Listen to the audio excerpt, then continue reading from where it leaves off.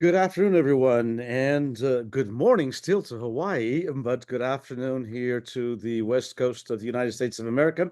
Good afternoon to those following us in the East Coast. We have been thrilled that we've had such a great response and lots of folks from the East Coast and from states that we normally don't associate with having a strong presence of Portuguese Americans, but we have folks that are of all ethnicities and including lots of comments that we've had from states such as Arizona, Texas, and Illinois, where I only thought there was two Portuguese Americans, but apparently there are more. And so welcome to all of you. Welcome to those who are following us in from the Azores. Welcome to those who are following us on social media as well. We thank all of the groups. The last session, we had 49 groups that carried us alive. I hope we do the same. So here's the open invitation to all the groups. So please go ahead and share. We would be very, very grateful. On behalf of the Luso American Education Foundation, this is the 48th Conference on Education and Culture of the Luso American Education Foundation, an organization that's been around for over 50 years and has done tremendous work, especially in the field of scholarships and grants for education. And so we are happy to have this talk. I'm always excited to have Michael Demattos on. Dr. Michael Demattos is from the University of Hawaii, and as you can see there, from the Thompson School of Social Work and Public Health. He has just recently, he's working on a book, I should say, which is actually part of his doctoral dissertation thesis that we would love to, of course, have it published because I think it's an important document for the Portuguese American experience in Hawaii and something that we can all learn from the various states in the Union and Canada as well. And José Luis, who's on with us now, can attest to that from this morning when we talked about Brazil, which is a different situation, but has also a lot of the similarities. The only difference is Brazil has continued some things in a different manner than we have because here in the United States, including Hawaii, because of the very simple reason that they speak Portuguese. So the language is always there. But they've been able to continue with the Holy Ghost festas after all these years. And just this morning, I learned that some of the areas were so poor that they couldn't even afford a crown, so they only had a flag. And that's how they were able to celebrate this rich tradition that is celebrated also in Hawaii and many other parts of the Azorean diaspora. And so Michael, thank you so much for accepting our invitation, for taking time for this presentation. We're looking forward to it and to learn of the history, to learn of the situations, and also to then at the end, hopefully discuss how we can bring all this to the present and how all other communities can learn from this as well. Again, thank you so much for joining us. Appreciate it. Welcome. Mahalo, Dinesh, and obrigado. It's interesting. And well, first, it's an honor to be presenting the Luso American Education Foundation Conference. So mahalo for inviting me. Thank you from the deepest part of me. I'll share a quick story before we even get into the slides. A few years back, I had a student. I teach social work. I teach the individual group family therapy practice courses. And I had a student come to me after class and looked at me and said, Demattos, Italian, right? And I looked at the student, now, not insulted in the least, but what was fascinating is Hawaii has no history of Italian presence, like none. But we have a strong history of Portuguese presence beginning in 1878 with the first contract laborers arriving in the originally the monarchy, the kingdom of Hawaii, and then later working in the territory, and then finally the state.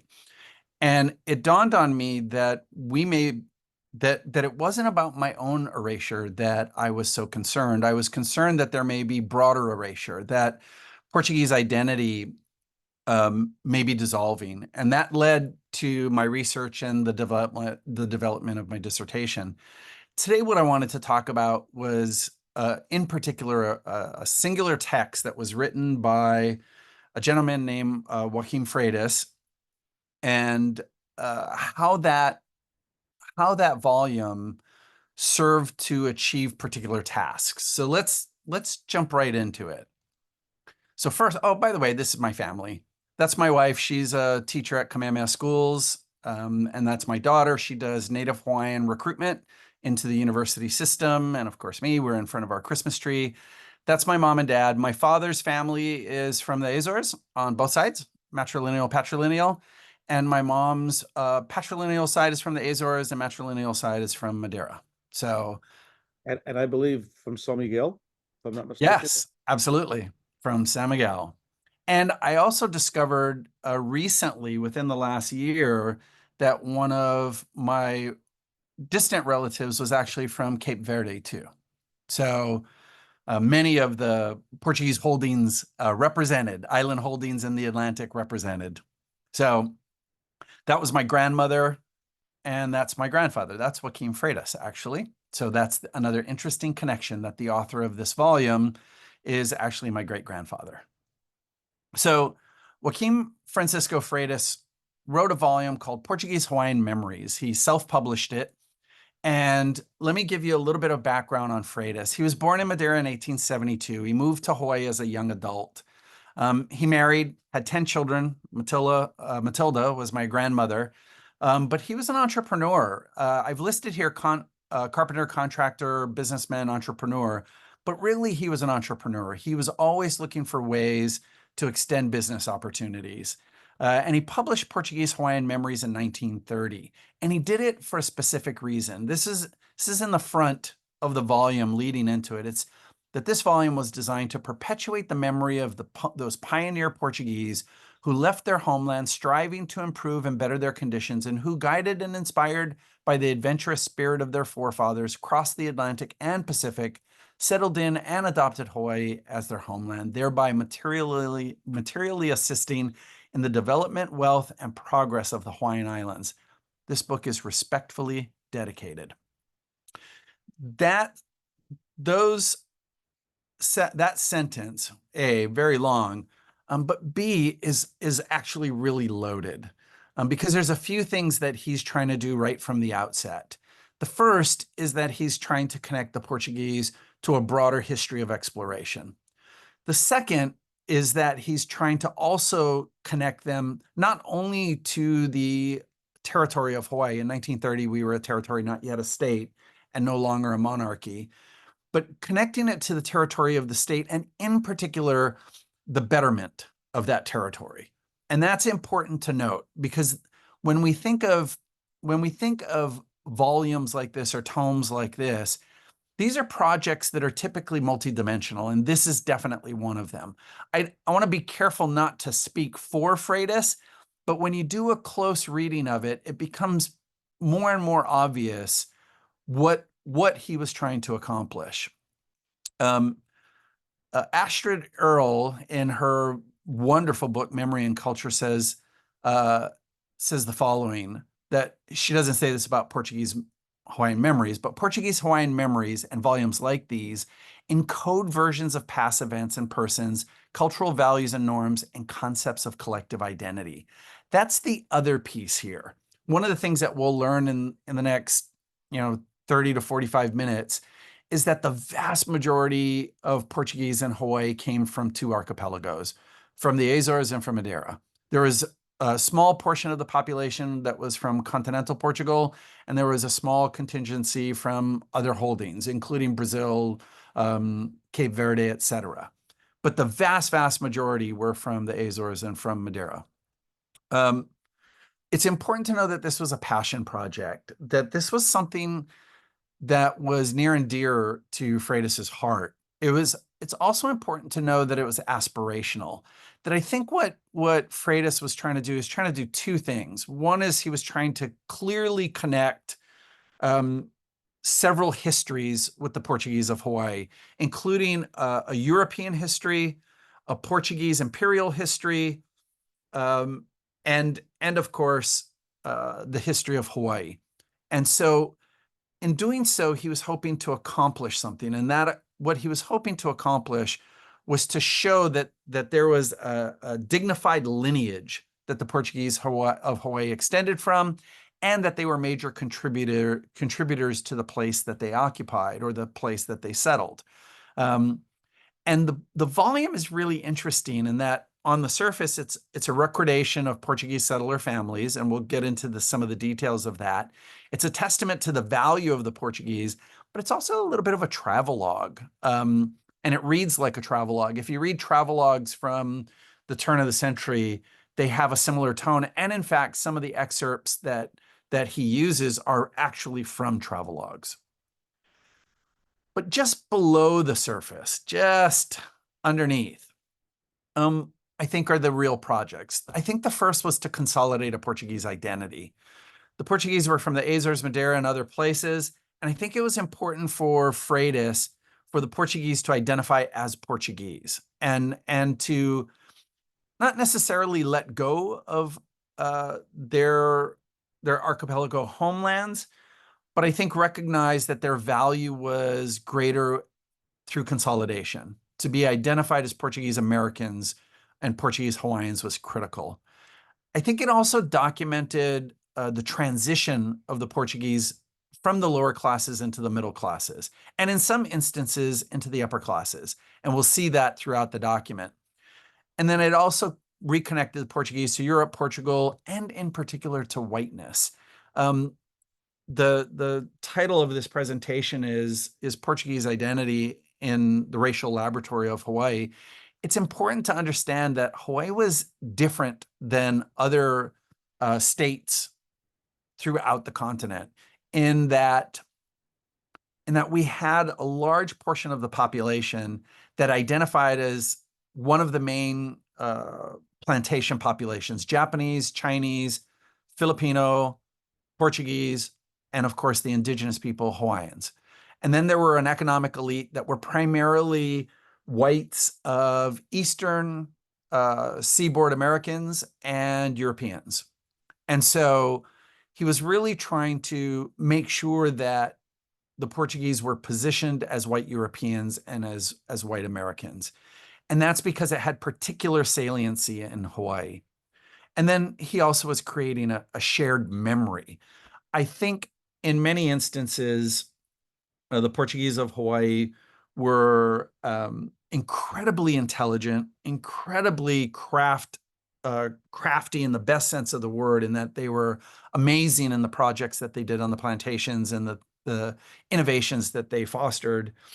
But their educational persistence rates were actually really low. And so I think they were lowest amongst all of the plantation peoples except for those from the Philippines. And so they often left school early. And a lot of their history was articulated through oral tradition. They shared stories. And this was an opportunity for Freitas to do two things. One is to get a history on paper that was shared, and the other was to consolidate that history and include those things that Freitas himself found as valuable, and conveniently exclude some of the things that may have been viewed as detrimental or harmful. So let's talk a little bit of the context to understand Hawaii at the time. So Hawaii was a center for research on race and ethnicity because we had multiple populations that were here for an extended period. I think the first Chinese arrived in the 1850s, and the Portuguese began migrating in 1878 and finished migration in 1913, or completed migration as the United States developed exclusion acts, ongoing immigration came to a halt. And when immigration resumed in the 1960s, the reality was that immigration to Hawaii never resumed. And so immigration to Hawaii stopped in the early 1900s, the start of the 20th century. And so again, we have this really unique situation. By 1930, the population of Portuguese living in Hawaii was it. It was never going to expand except through its own reproduction. And there was never the promise of more Portuguese coming from any place else, not only from Portugal, but from around the globe. It was a drip compared to a flow. Between 1878 and 1913, you're looking at 20,000 plus immigrants, and almost all of them from the Azores and from Madeira. So at this time, because you had so many different racial groups, they were being studied. And in particular, they were being studied for temperament, characteristics, relational practices, assimilation, and amalgamation. And the ultimate goal was Americanization. And the question on everybody's mind was, could these global others be incorporated? One scientist in particular, Stanley Porteous, who has long been discredited, actually developed a social rating scale used to evaluate all the racial groups living in Hawaii, the primary racial groups living in Hawaii. That included Portuguese, Japanese, Chinese, Filipino, Korean, etc. The only group that wasn't evaluated were white Europeans and white Americans. In fact, they were the ones who administered the test, and they were the standard against which all other groups were evaluated. And so basically, the report and the discourse and the commentary on the Portuguese was they were largely poor and territorial beneficiaries, meaning that they extracted more than they produced. They were largely illiterate laborers. They were often the butt of jokes. The Portuguese joke was a very big thing in Hawaii, probably until the 2000s. And for some of us who have been, born and raised here across generations, we still hear them, but they're rare, much rarer. That they were white, but they were in an inferior form of white. They had a tendency to outmarry, and in particular, outmarry down, meaning that they often weren't marrying into the white economic elite. They were marrying into the Asian groups, and they were sometimes white, never haole. Haole is a term that gets used in Hawaii, sometimes in a derogatory fashion, but in other times, clearly meaning white economic elite. And so they were sometimes white when it was in service to the white economic elite, in particular when it was time to vote or to demonstrate the territory as a at least competitively white territory and not only an Asian territory. So they were sometimes white, never haole, never part of the economic elite, and they were always local. And that local identity is defined as being part of a laboring class. And so their class was one of the immediate distinctions that set them apart. In 1926, Porteous wrote, "The Portuguese are thrifty and saving to the last degree, careful and neat as regards to their houses, with interests generally directed towards mechanical and agricultural pursuits and transportation. They tend to be volatile, impulsive, quick-tempered, rather obtrusive, suggestible, and poorly inhibited. Still, they are redeemable because they were sober, hardworking, and respectable." I love the idea that what he wanted to emphasize was their redeemability. And this was important amongst the white elite, particularly as it involved what they described as Mediterranean or Southern Europeans. And so that became one of the traits, was what were these groups? Were Portuguese, were Spanish, were other Mediterranean groups redeemable along Aryan lines or along Nordic lines? And so that was Porteous's take. And I think, so that was in 1926. And Freitas produced his book in 1930. It's not hard to imagine that Freitas, his hackles up, said, wait a minute, these are my people that you're talking about. And in fact, I'm going to put together documentation that'll show quite to the contrary, that these are industrious people that are actually significantly more literate than you realize, but more importantly, were major contributors to the success of the territory. So he formed Portuguese Hawaiian Memories, and it has a very specific organizational structure. He goes through island by island, starting first with topographical maps and providing a brief island history. Then he goes into biography so that folks could locate themselves within the volume. There were business advertisements, and those business advertisements, the businesses from a particular island were housed in the section on that island.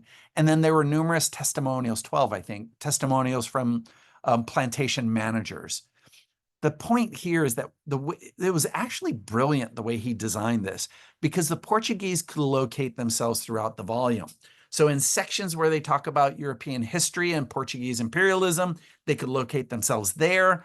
When he was talking about the different islands in the territory and where folks did business and where consumerism was taking place. They could locate themselves there. And then, of course, in the biographies that the Portuguese provided were incredibly specific, and you'll see that in a second. So the Portuguese Hawaiian Memories is an ambitious volume that works to create a shared memory of Europe, the Portuguese Empire, and Hawaii, to push back against commonly held stereotypes and to serve as an aspirational tool to inspire the Portuguese of Hawaii.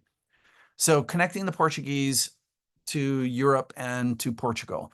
There are two primary articles in Portuguese Hawaiian Memories. One is called Europe and the other is called Portuguese Colonies.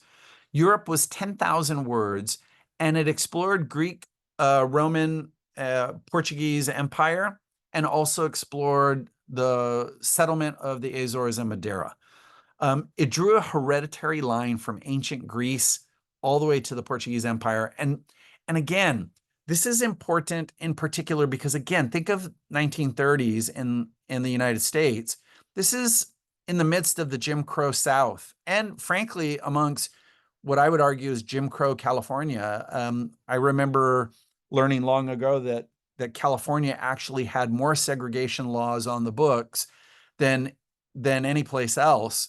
And that was primarily because they had large laboring groups from various places. If you look in the South, you're looking at laboring groups that are primarily of African-American ancestry or African ancestry. But in California, you had Chinese laborers, Japanese laborers, Filipino laborers, Portuguese laborers, etc. So what he was doing is drawing that hereditary line and saying that the Portuguese can't be separated from our European ancestry. And so in doing that, he directly challenged the notion of Portuguese inferiority, because how could we be inferior when, in fact, this is our bloodline? Again, this is a language that Americans knew all too well, because blood quota were all the lingua franca of a segregated society. And determining where you were or where your position was in that segregated society was incredibly important to white Americans, as it surely was for those who were non-white. And the Portuguese were trying to position themselves, or at the very least, Freitas was trying to position the Portuguese squarely in whiteness through a European and Portuguese heritage. He also had a second larger column that explored Portuguese Empire through its holdings. He positions those from Madeira and the Azores as agents of empire. He explored white bodies settling black lands and creating a distinction between those. You'll see that in a minute. And while he talks about black bodies and white bodies, he actually never mentions slavery or slave trade history or anything like that, nor does he talk about potential genocide or any other form of colonial domination at all. In fact, what he does is he implicates Portuguese as European saviors. Again, part of the lingua franca of Americans from the continent and Europeans. So this idea, I mean, this was still amidst a colonial time in our past. Here's some of the things that get stated that I think white elites could really understand. The capital is Boloma of Guinea, and the population of the province is estimated at 7,000 white and 800,000 Negroes of various tribes. The Mandingas are semi-civilized, while the Papes are still in the savage state. Again, the demarcation between whiteness and blackness, and drawing that line along civility and the savage civil binary.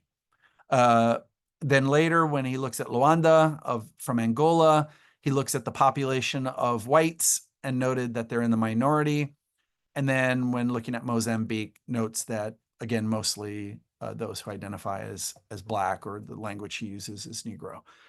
This segregationist language, this language that demarcates black and white and where their presence is and their current state, again, is kind of a lingua franca of the eugenics movement. We were in the midst of that. It was the language used in the racial laboratory of Hawaii and more broadly in the United States. And so again, I'm not sure that what this says about Freitas himself, as much as I'm sure what it says about a potential audience that this book was going to be distributed to. Because I don't think this book was limited in distribution to those of Portuguese ancestry. I think this was also distributed to the movers and the shakers, the economic elite, and the socio-political center of the territory of Hawaii at the time. So let's dive into the Portuguese biographies. First of all, notice the beautiful vehicle. Sorry, I scrolled and my finger hit the scrolling button. Very cool. Looking at this picture matters because I think when we think about mobility and in particular upward mobility, but mobility in general, hard to beat the automobile as a larger iconographic symbol.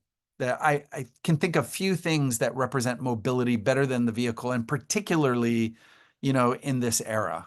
So the idea that this would be a Portuguese family that could afford a car meant that they had arrived, and they were wanting you to know it. This family was clear that they were contributing members to a middle class. The biographies often look like this. So this is the Medeiros family, and what it detailed is what their Portuguese origins were. So notice this one from San Miguel, and it covers a family genealogy, patrilineal and matrilineal lines. It talks about vocation and business. So he's a representative of building material department of Maui Dry Goods. It looks at vocation and business ownership. Owns property in this case and has 6 children, lists all of the children, lists the Hawaiian home community. In this case, it was Paia. And then also the charitable organizations that they were members of. Now, the charitable organizations is really interesting. There's 2 things that I can bring up right now. I think one of the stories about Portuguese Hawaiian Memories is that in order to be in this volume, you had to be part of the middle class because there was a cost associated with it. I don't know that that's true. In talking to folks from the Portuguese Historical Society, they would challenge that. What typically happened is Freitas went out to the charitable organizations, including the San Antonio Society as an example. And so he would go to those charitable organizations and he would solicit and say, who's interested in being in this volume? Now, to be fair, to be part of a charitable organization meant that you may have a disposable income, at least to some degree. But I think there were also Portuguese who were giving to charitable organizations and societies because they cared.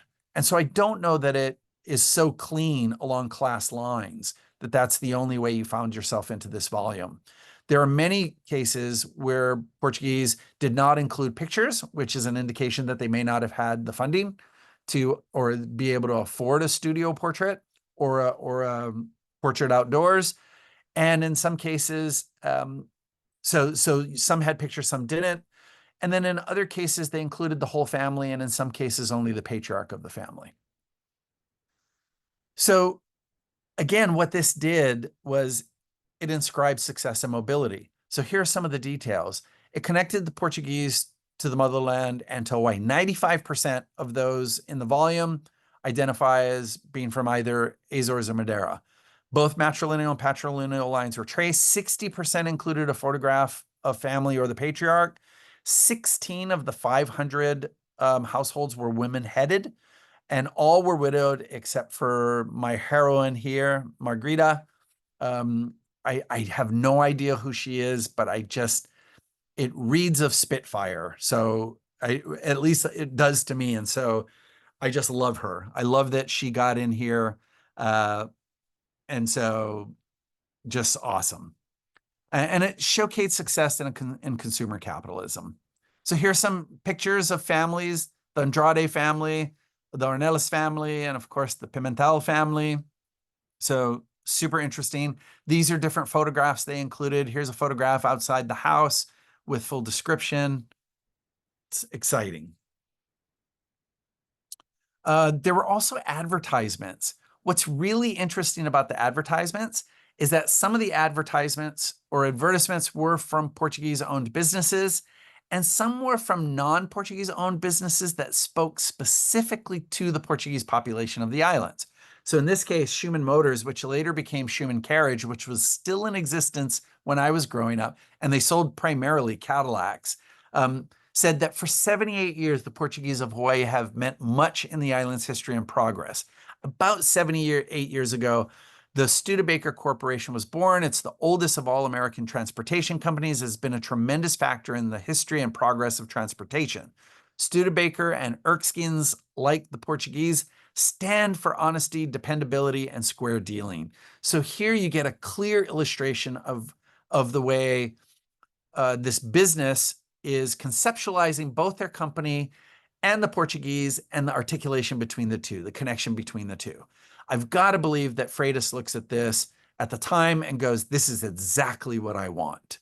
I couldn't imagine it better stated, that this is who we are, particularly with a luxury brand like a Studebaker and then later on with Cadillacs. Now, some of the advertisements were for Portuguese businesses. So note at the time that there was abolition. And so they couldn't sell wine, but they could sell grapes. And Portuguese and their wine are largely inseparable. My grandfather bottled wine until the day he died. And I remember on occasion those wine bottles exploding in a back room when the fermentation wasn't perfectly balanced. But this was a place that you could go get your grapes, or you could get juice, by the way. But there's other things that matter here. One is they actually talk about where this is. It's in Kaumana, it's in Hilo, Hawaii, but it's also affiliated with two of the companies that we associate with the Big Five. The Big Five is a term that's used for the 5 largest plantation ownership businesses in the state. And of course, those businesses diversified across various lines, including transportation, shipping, you name it, distribution, etc. So this Portuguese company was telling you that it was grown in the cracks of volcanic rocks on a famous bird's eye view elevation of Hilo, Hawaii. So it paints a picture of location, but it also tells you that it's affiliated with the movers and shakers in the island of Hawaii. And in Hawaii, by the way, where you are from matters. In Hawaii, one of the first things, if you're from Hawaii, one of the first things somebody is going to ask you is where you went to high school, because that locates you in the islands and it locates you along class lines typically. And so where you're from is an important question to ask. And it's inherent and integral to Kanaka Maoli or Native Hawaiian culture too, which is a place-based culture. So here they're situating themselves in multiple ways. They also map themselves out into the United States. So here you have the Ideal Clothing Company. But what's really interesting is it's the headquarters for the Boy Scouts of America, which is incredibly important because the Boy Scouts of America were part of an Americanization project. We're part of an assimilation project. We're part of a developmental framework so that the youth of the United States could develop along a value structure that was promulgated by the socio-political environment that was extant in the United States. And so what's interesting here is this Ideal Clothing Company is also participating in an idealized version of what it is to be an American. And so it's really interesting. And one way to think about this is as agents in the westernmost frontier of American empire. So that frontier spirit that was prevailing on the continental United States was carried over into the West, into the island nation, and into the island territory of Hawaii, which I think is important. And I think it also challenges this idea that it's not only Anglo-American expansionism, but also that Portuguese were part of that and they had to be included. Here's some other advertisements. Again, here's Hilo Drug. Put the picture in there because I love the vehicle. So you got Hilo Drug Company on that busy corner in Hilo, which I just love. And notice the phone number is 2 and 64. Also super fun. And then you have the Mendonça Estate, real estate and investments. Joseph Silva as a managing trustee. Actually, both very important people in the Hilo in the territory of the islands. And then finally, we have, well, not finally, but we have service and charity. It's important, and Freitas makes an important point, and he starts with himself, not necessarily in a self-absorbed manner, but one of the things he states early is that not all the Portuguese who arrived to the islands were destitute or illiterate. And I think that's absolutely true. I think a large portion were, in fact, struggling socioeconomically. The idea that there may be push and pull factors, I don't think is hard to understand. And I think that at the time in the Azores and in Madeira, with a landholding system that made sure land was held in the hands of very few, meant that the idea of being able to someday own your own property was critically important, and it was valued. Incidentally, I think that's why we have what we call there's low rates of participation in school, that kids dropped out early. And I think the reason they dropped out early, and we have a recordation of this, is what the kids did is they joined the workforce early. They gave their monies to their parents, who doled out an allowance to their children and to their adult children that were still living at home. And they used that money from the coffers to buy property. And when they bought that property, they distributed that property to their children. And so they saw this as a way that land ownership was one of the primary ways to move into the middle class. And it was privileged above education, whereas other groups did some either privileged education exclusively or combined education and land ownership in their strategy.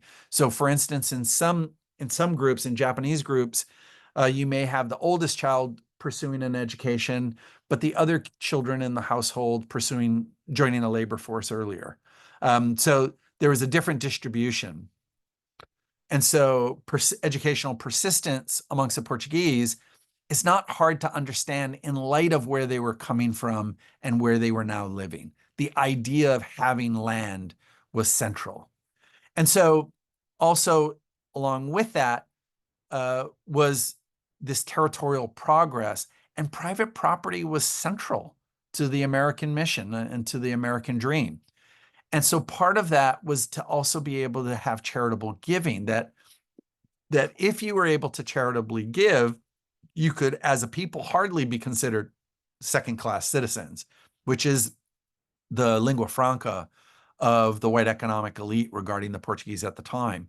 And what Freitas wanted to show was that charitable organizations helped Portuguese families, and in helping Portuguese families, they helped the entirety of the territory. And so, and then I also want to point out here, remember I said that I'm not sure that every Portuguese family had a disposable income to give to charitable organizations.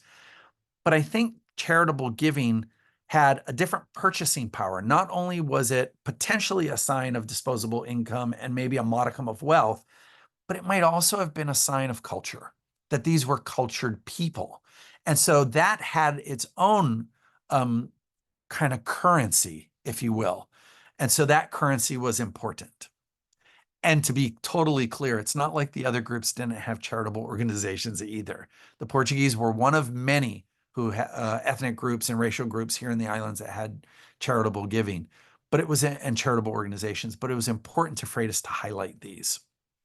Here are some examples. There was the Portuguese Red Cross, there was the Portuguese Charity Society of Honolulu, and the Santo Antonio Society, which provided death benefits, pensions, those types of things. So it was actually really important to him.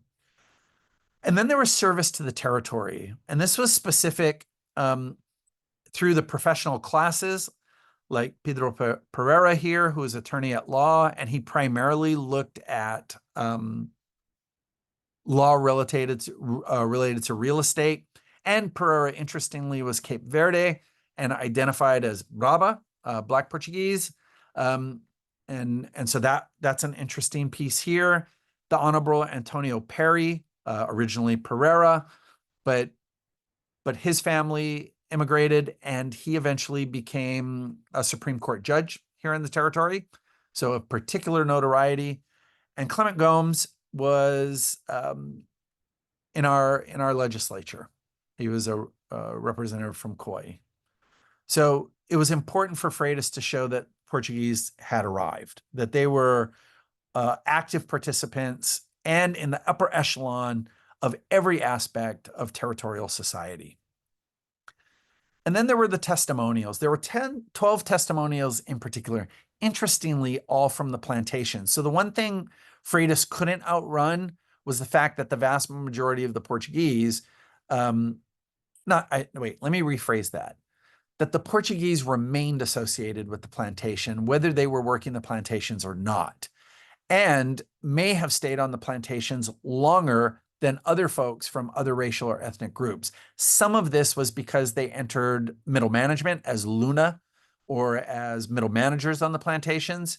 But it's important to say right from the outset here that the Luna or the middle manager position has been tightly affiliated and associated with the Portuguese people. But as research has shown, not all Luna were Portuguese and not all Portuguese were Luna. And so while the two seem to be heavily articulated and conjoined even, the reality is that you had Japanese Luna, Chinese Luna, Filipino Luna, and mostly and more largely white Luna, European whites. So European whites, Native Hawaiians, Portuguese were probably all overrepresented in that class, but they weren't alone. The testimonials did a few things. One is they challenged Catholicism as a barrier to civility or as a failing. They noted the improved literacy, though some saw it as unnecessary, which I think is their way of saying we'd rather have you on the plantations than pursuing educational opportunities. So that was a subtle dig, I think, by some of the plantation managers. Not a dig, a suggestion, let's say. Extolled their leadership values and how the Portuguese made outside contributions to the territory and through the plantations. So here's one that I just love. It's been said that the Portuguese were illiterate and that such illiteracy was largely due to their Catholic faith. To those who read this, I ask you to bear with me and read further. Whether or not they were illiterate when they landed here matters little. Men with ability to handle labor and accept responsibilities were soon placed as Luna, middle managers. They mastered the necessary change and language, and this shows in no small way that it was not necessary for those men to have had the high-fangled education which we meet with today. Again, this is an example of we love you, you're doing great work, don't get too high and mighty, that high-fangled stuff not necessary, you have a home here on the plantations. In 1930, sugar was still king, although it was in its waning years.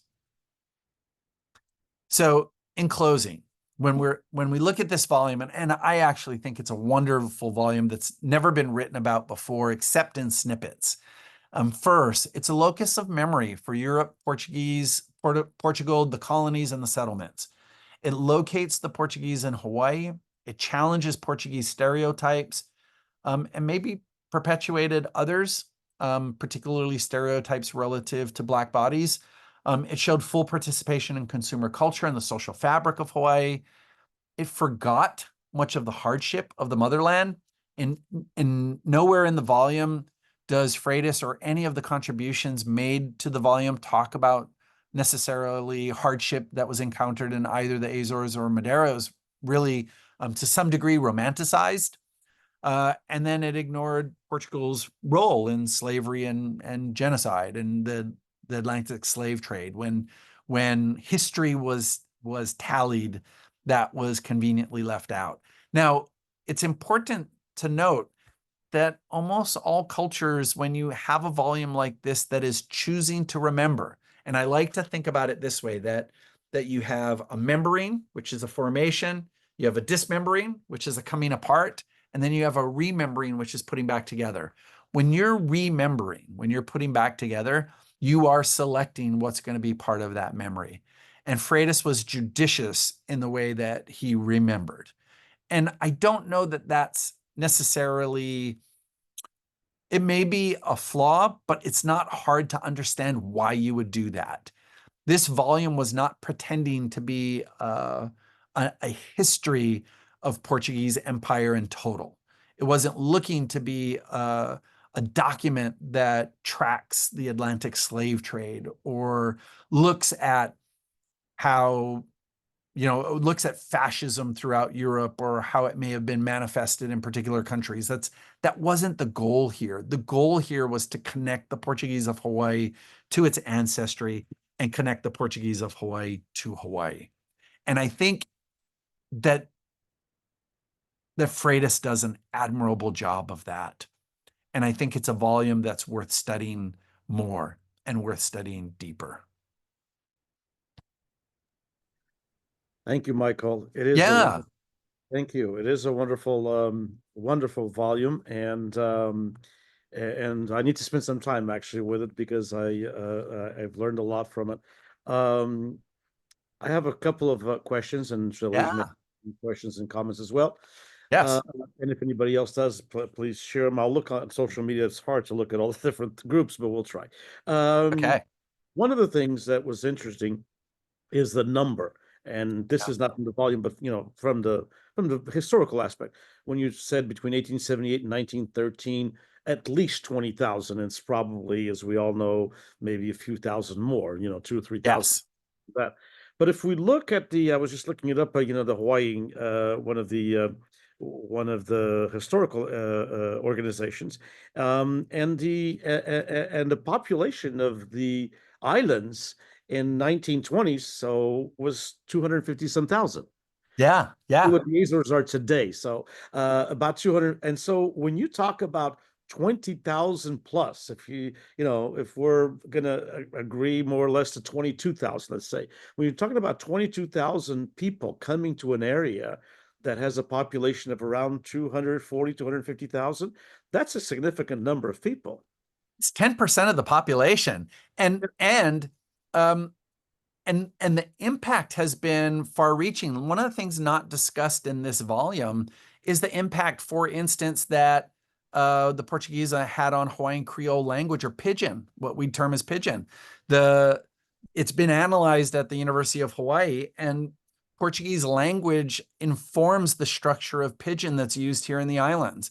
Its primary informants, they use words from all of the particular racial and ethnic groups, but the actual linguistic structure is most closely rooted in Portuguese language and in Hawaiian language, Olelo Hawaii, which is very interesting. And so you see Portuguese influence wherever you go.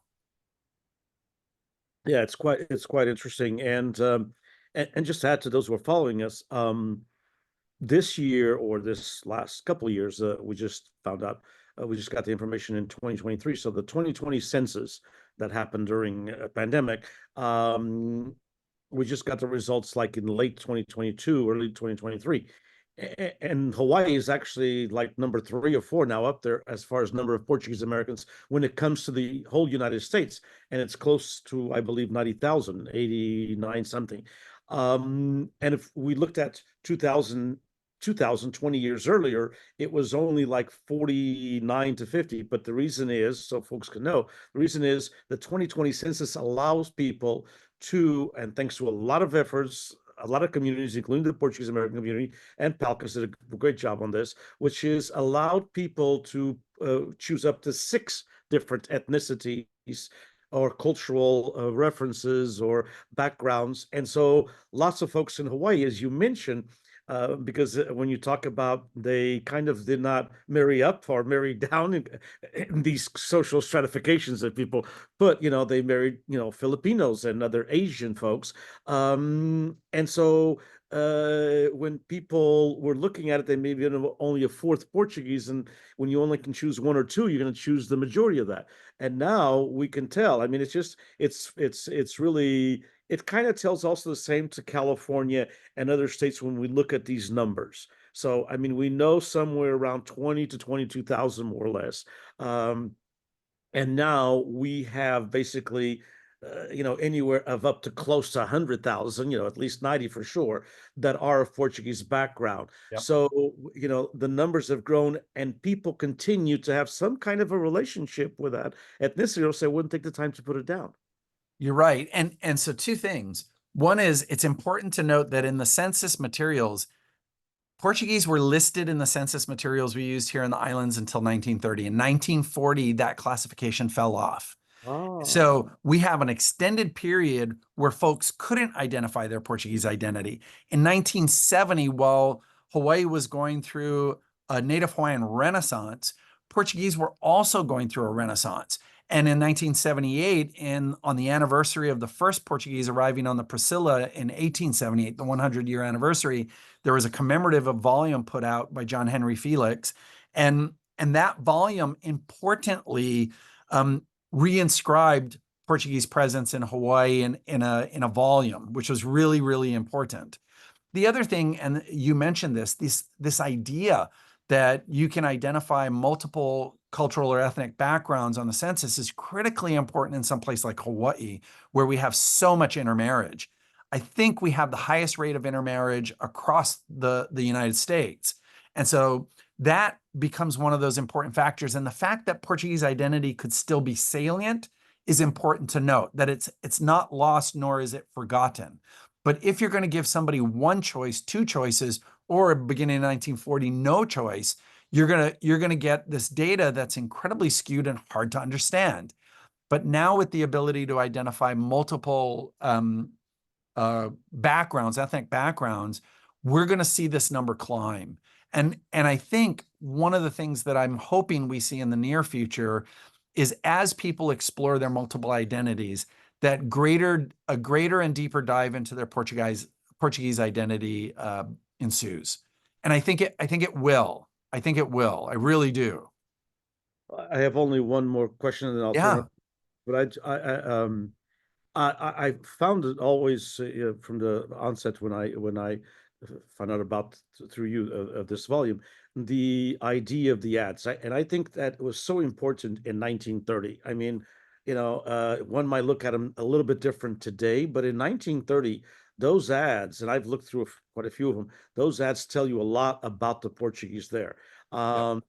I mean, that someone would take the time to be complimentary of some of the things. Some of the things complimentary, maybe, with a stereotypical aspect to it, but they did take time to look at the Portuguese, and if you look at all of it, the majority, when they talk about the Portuguese, they talk about that hard work ethic. And so Yes. these were people that, were very well off. Obviously, that's why they have an ad. And they were and they were, so the ads, I think, tell us a lot. And it also tells us a lot about some of the things that, that as you pointed out, that not that quickly, because these folks arrived in 1878 to 1913, and quickly their sons and their daughters, not all of them are numerically the number that we wanted to that got into education, but the ones that did, become, lawyers and judges and politicians. And I mean, this is way before even the East Coast has, some statewide politicians, or it was right about the same time California was getting their first. And so, when you talk about the education level of those who immigrated, maybe, yes, they were literate, and some of them were, and some of them have had, of course, because of the system that we had in Portugal at the time, and continued, unfortunately, for many years. But the willingness to participate and to acquire, some education wasn't numerically what we wanted to, but the ones who did really well with it, seems like.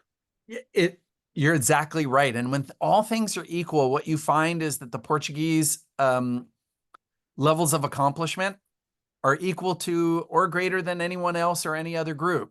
And it really is this idea. I think one of the things that Freitas was getting at through this volume was that if we were full participants in the socioeconomic and political structure, that we would be we could become part of a personhood who had full rights and privileges within the system. And that meant opportunities, and those opportunities were not necessarily available from whence they came. And that really was this move to say, hey, in what ways have we contributed? But also, in holding up those exemplars, in what ways can these folks serve as our beacon so that as we move forward, we can see what's possible? because these people, what's the old saying? Those folks who don't believe it's possible should not comment on those who are actually doing it. And I think Freitas was essentially saying, look, we've got the role models. We've got them right in front of us. We don't need to look beyond our own shores. We don't need to look beyond our own islands, and look at the folks that are in this volume. They're doing amazing things in their communities, and we have much to be proud of as a people, but also much to be proud of for what we're doing here in this territory. Yeah, indeed, because the volume is 1930, and it's basically 50 years. Yeah, that's it.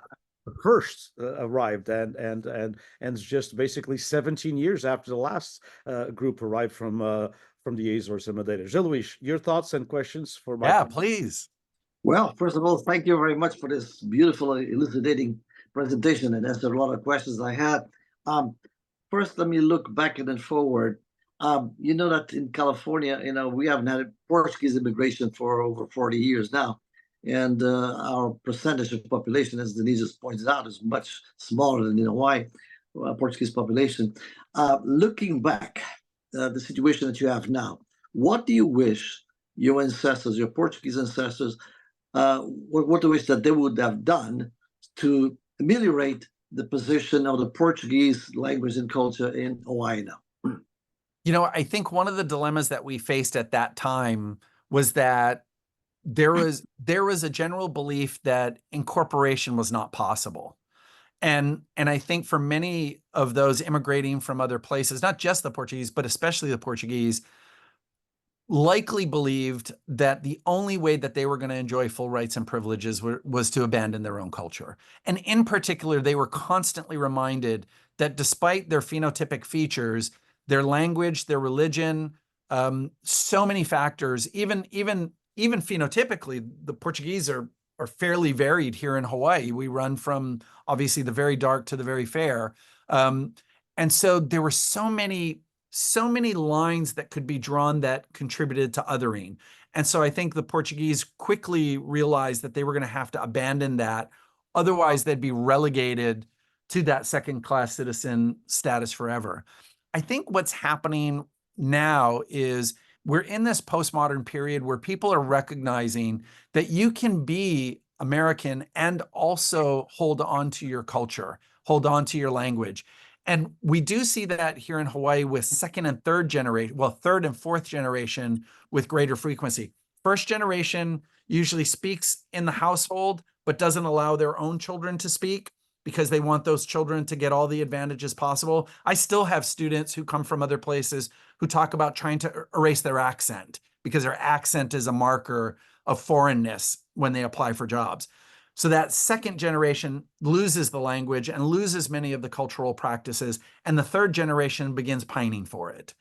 If, as people immigrate, if we can maintain those cultural practices and help first generation folks recognize that they're not mutually exclusive, that both can be present, that you can in fact be a full participant in the United States while also holding on to your culture, will preserve things like language and the other cultural practices, whether that's a festa, whether that's, the food, but even more than, I worry sometimes that we look at food and festas as the only markers we have of Portuguese identity. To me, language is primary, but after language, it's those things that if you're not inside a Portuguese family, you wouldn't know because they're not visible.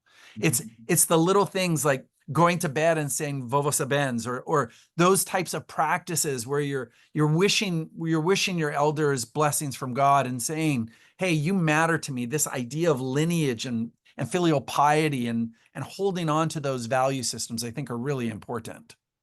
I've found in some places like in here or in Brazil, and it seems like in Hawaii, there's a certain way of being Portuguese. It has nothing to do with language.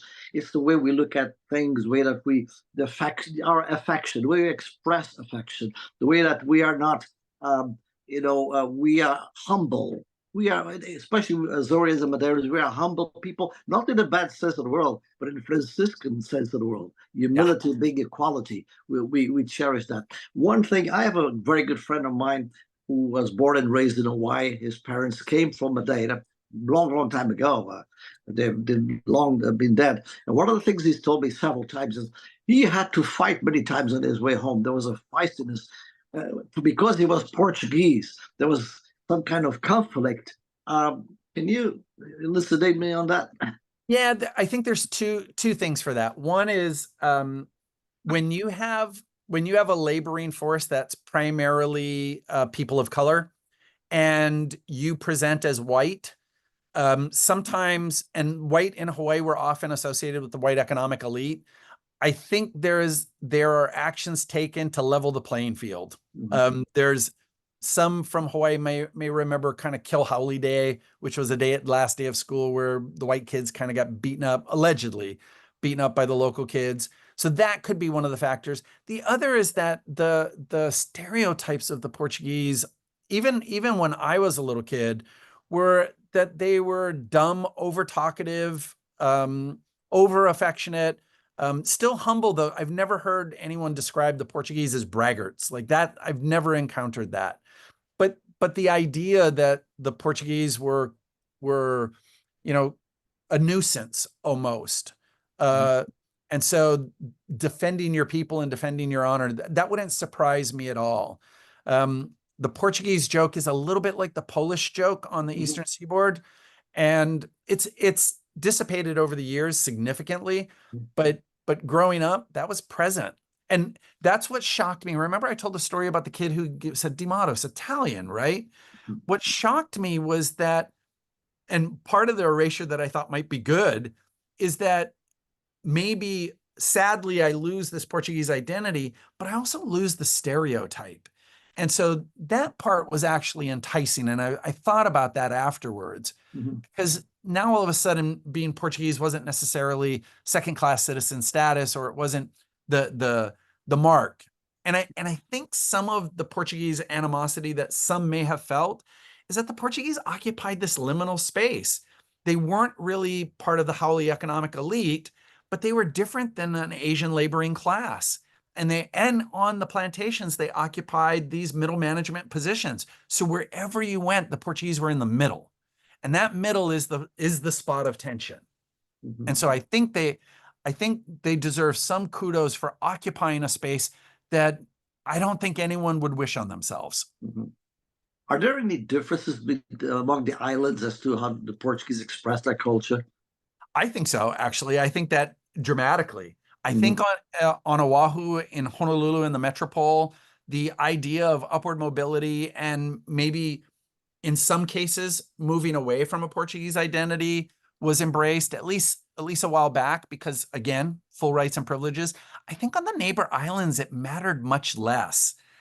They were more interested in forming relations cross-culturally. And that's not true in Honolulu or on Oahu. But Oahu's a metropole. It's an economic center.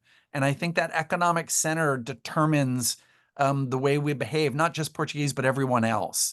And so I sense a different culture. And by the way, I've talked to other people of Japanese ancestry, of Hawaiian ancestry, who talk about Japanese and Hawaiians from the neighbor islands being different than the Japanese and Hawaiians on Oahu. So I think there is a different way of being and a different way of knowing. You also still on the neighbor islands oftentimes have things like the bush lady. The bush lady was somebody you went to massage your stomach when you were sick. She would say prayers over you. You'd bring a lock of hair or clothing. So yeah, I was fascinated when Michael told me this when he was working on his doctorate. All I did was just try to read some of the Portuguese newspapers, which is fascinating. He offered me the opportunity. But when I first heard it, and then I said, bucho, ubushu, the stomach. We used to call that, as you know, in the Azores was ubushu, ubushu. And so they have this tradition that still continues to this day in certain parts of Hawaii, the bushu, or the bush lady, that basically massages your stomach and gives, teas and I'm sure herbs and things like that, which was a tradition that, before modern medicine, that was used in all the islands of the Azores. And even when modern medicine, some people could not afford a doctor. But that term, when I first heard it, and then I was thinking about it, where does it come from? Yeah, the word bushu, that I've forgotten. That's something that it's an old Portuguese word that is not used as long, but I'm sure I know Luis remembers. I went back and and I was saying that actually with my wife when you very she always said bushu bushu. We used to call that. That's what my grandmother used to call it. Yeah. And what's interesting is the bush lady is visited by folks of different ethnic backgrounds, because if you were a healer in a community and you couldn't afford medical care, you went to who was available. And so if that meant seeing, the Japanese, herbalist, or the native Hawaiian La'aulapa'au, their herbalist, or the Portuguese bush lady, you went to see everybody you could. Yeah, isn't that something? Yeah. Thank you so much, Michael. We Oh, appreciate you're welcome. I think it was a fascinating talk as always. Hope to have you again next year and keep on working on the book. I will remind you every Yes. Yes. Michael will have a book out soon, hopefully, with this with a lot of these stories and a lot of these other interpretations and a lot of this about the Portuguese in Hawaii. And I think one last quick question, Michael, before I let you go, is that playing on what Luigi was saying is that we're kind of worried what's going to happen. Are we going to 100 years from now or even less? Because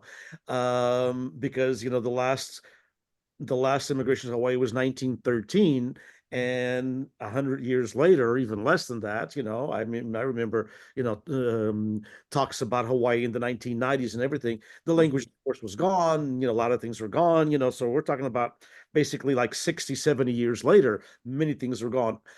It's a different time. We have technology. We have these things, folks. 1913 to the 1980s is a long time, and there were a lot of things happening in the world. A depression, World War II, other wars, etc. But but I do think that we need to learn from countries like Hawaii how to keep what we have, and learn also from maybe the mistakes that had to be made at the time, as you mentioned, because it did happen here in the 48s as well. Yeah. Many people's name is Perry and Marshall and whatever because they changed their names because they didn't want to be. It was a different time. I tell people all the time. In California, for example, it was the Hispanic community that kind of made us, use our names like Jose and things like that. Because years ago, people just changed Jose to Joe, and Yeah. especially in the 20s and 30s and even the early 50s. The movement began in the mid to late 60s to kind of, and was with the force and the number of the Hispanic community that people now knew how to say Hernandez instead of Hernandez. So I mean, it was that the Hispanics made that effort. So what happened in Hawaii may be different today. And what is your analysis on that here in California or other areas? Because we're part of what you said rightly, this postmodern society that is kind of wants to keep something of what they have. But I believe, as much as we want to keep everything, language is dying in California. We have the numbers. Unfortunately, we have the numbers. Language will die because people don't speak it in their homes, and Yeah. if you don't speak it, it's going to die. It's not going to be just going to a Portuguese school, at nighttime once a week that you're going to learn the language unless you speak it with your parents. And that's what some of the kids also you would tell me when they got to high school. I said, but weren't you 6 years in the Portuguese community school? Yeah, but I got home. My dad and my mom don't know how to speak Portuguese, so I couldn't use any of it. So there's also this. But what I wanted to ask you is all this hosh-posh of stuff that I just said. I think our circumstances are different, but some things are inevitable, right? I'll tell you, I think technology is blessing and bane. And I think technology and capitalism and consumerism move an Americanization project along. I worry about the homogenizing effect of capitalism. And I'm not an anti-capitalist or anything like that. That's not my point. My point is that when all of us are shopping at a strip mall in our own community and those same stores are available across the country, it homogenizes. When we're all shopping, name the store, whether that's Walmart at the most basic level, or whether that's Banana Republic or whatever it is. Sorry, I don't know a lot about clothing stores, but my point is that if you went to one of our shopping centers here on Oahu, those same stores would be available to you in any one of your cities. And I worry about the cultural cleansing that it does. Not just, and I use clothing as an example, but it erases culture in so many ways. When we're all eating at Taco Bell and not a mom and pop, restaurant, when we're all eating at what, kind of fill in the blank. My fear is that large businesses, and particularly box chains, move culture now, and they create culture. They're cultural producers. And I think you don't have Americanization efforts the way we did in the early 1900s, but you don't need to have Americanization efforts anymore because the corporation carries that. And that's probably my biggest fear. And I think when we look at technology and the need to use English by and large in most of our technological quadrants, like those types of things contribute to erasure. And so I don't think we'll ever again see an effort where people feel compelled to change from Pereira to Perry. I don't know that we'll encounter that. I worry that Pereira won't mean what it once meant. That's a different kind of hollowing out, that we'll have the name, but we won't have the underpinnings of that name, the cultural underpinnings of it. So we won't have to give up the name in order to pass. We'll keep the name, but that name may be less relevant or less salient. That's my big fear, is the subtlety of the system that we're in. Great point. Great points, actually. Thank you so much, Mike. I appreciate it. Anytime, Dinesh. It's such an honor to be with you. And Jose, thank you kindly. Thank you. And for all the folks out there who got to watch, by the way, I always pronounce my name Demattos. And I remember the first time I heard Dinesh say Demattos, I was like, wait, what did you just say? And it was just so beautiful because, again, one of the big losses in Hawaii is language. And we have a Portuguese language department here at the University of Hawaii, but they teach Brazilian Portuguese. Yeah, well, it's which is interesting. But they don't say the yeshes like we say from mainland. Yes. We have the different pronunciations. Yeah. And the D's become J's. Like there's a little bit. It depends where in Brazil. Brazil has many pronunciations. Yes, it's big. They have the Chiatia in some places. Look at the Rio de Janeiro. They do pronounce things like we do. So it's a big country, so we have to be careful with that. Yes, good. But it's teach me all you can. I want to learn. It would be it is interesting to have also not just the language but also the culture classes. That's because sometimes we find that at Fresno State the culture classes, even in English, are important for those who are Portuguese background and important for those who are not, because they're satisfying an upper division class in literature. By learning about the A's or something that their neighbors are from or something like that, they find that kind of exotic, kind of. Yes. Thank you so much, Michael. Appreciate it. Thank you both. Take care and have a great rest of the conference. Thank you. We will. Thank you so much. Bye-bye. Thank you. So that was Michael Demattos, and we are going to bring in, vamos passar para português agora, José Luís. A amiga Valéria já cá está, pacientemente a esperar há mais de 15 minutos, e ela, aliás, participou dizendo que sua avó do continente dava massagem, rezava e dava chazinho a todos nós, é verdade. Nós todos tínhamos essas avós que faziam isso. Eu vou, portanto, passar aqui a Valéria para...